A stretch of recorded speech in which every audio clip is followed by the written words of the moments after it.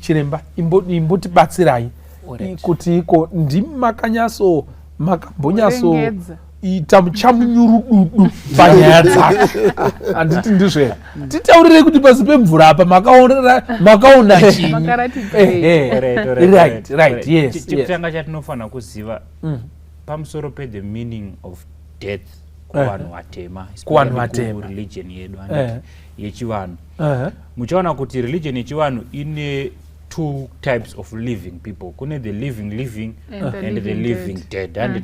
Saka vanhu vakafa havana kufa vari kurarama, but vari muworld imwe yakasiyana neworld yatiri kurarama. Saka kuti zvinhu zvako zvikufambire, there must be a positive relationship exist between the living and the living dead. Saka muchaona kuti because death ndo transition from the land of the living to the living dead. Death is very important for the ritualistic aspect of African religion.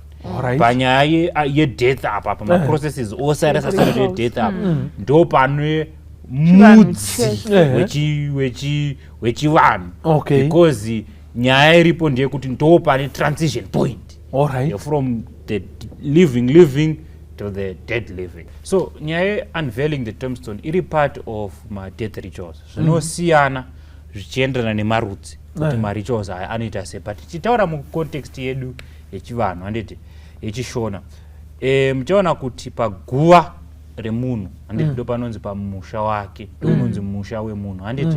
Saka munhu kana achinge ari munhu mukuru handiti understanding iripo ndekuti haafaniri kugara pamusha pakashama handiti. Pamusha apa panofanira kuti paite sei paratidzikewo, nekuti pamusha pechinyi pemunhu mukuru handiti ndo panozopinda process idzi dzekuzoshongedza musha nekuzoisa dombo etc dziri papati yeprocess yekugadzirwa kwemusha wechinyi wemunhu. But tiri ipapo regai tiburitse pfungwa inokosha. Now pane pfungwa yataurwa navanyamazana kuti chinamato chechivanhu ndo changa chagara chiripo, ndobva kwazouya chikristu handiti.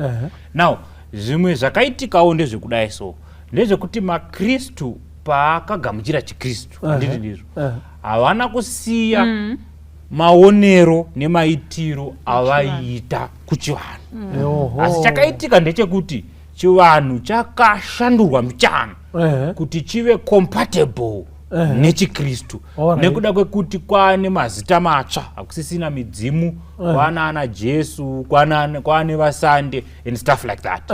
Saka muchaona kuti this whole process iyi yakaitika iyi yekusanganiswa kwechivanhu nechikristu kwakabva kwakonzeresa kuti pave nehybrid. Kana chiti hybrid ka tiri kutaura pamusoro pemusanganiswa handiti weelements dzekuchivanhu handiti neelements dzimwe dziri modern dzakauya nekuda kwechikristu. Saka pari zvino yatiri kuti tombstone unveiling handiti iprocess inosanganisira a combination of two things. Pane combination yezvinhu zvakauya nemodernization, kozoita zvichikombainwa nethe ritualistic aspect yechivanhu. But mudzi mukuru uri pakuti munhu akafa haana kufa ane chaanosiva. Saka ndachida kuti ndiburitse pfungwa iyi inokosha, because vanhu vatema default setting yedu, DNA yedu iri kuchivanhu nditi muri kuona. Kana takasangana neany problem, kana takasangana neanything chinenge chaitika, DNA yedu inotiudza kuti zvine connection nevakafa, because kufamba kwezvinhu munyika yevapenyu vakafa vanofanira kunge vari kufara. Saka kana vakafa vasiri kufara handiti zoreva kuti zvinhu zvangu hazvisi kufamba.